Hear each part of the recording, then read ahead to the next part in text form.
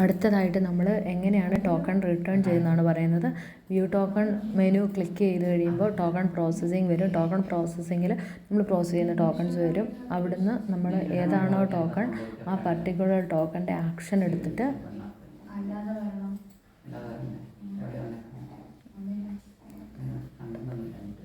ഇവിടെ ലാസ്റ്റ് ടോക്കണാണ് നമ്മൾ റിട്ടേൺ ചെയ്യാൻ പോകുന്നത്. അവിടെ റിട്ടേൺ ക്ലിക്ക് ചെയ്ത് കഴിയുമ്പോൾ അവിടെ സെവറൽ ഓപ്ഷൻസ് ഉണ്ട്. ആക്ഷൻസ് ഒന്ന് edit, then close, then hold, then return. അതിൽ റിട്ടേൺ ക്ലിക്ക് ചെയ്ത് കഴിയുമ്പോൾ റിട്ടേണിൻ്റെ റീസൺസ് മാർക്ക് ചെയ്യാനുള്ള ഓപ്ഷൻ വരും. അപ്പോൾ അവിടെ customer waiting now, lack of document, customer not present, need more process, new token cannot process, technical issue, need not process, pending by customer and pending in Akshaya. അങ്ങനെ എത്രയാ 10 options ഉണ്ട്. അവിടുന്ന് നമ്മൾ ഏതാണോ റീസൺ, ലാക്ക് ഓഫ് ഡോക്യുമെൻ്റ് എന്ന് പറയുന്ന reason എടുത്തു.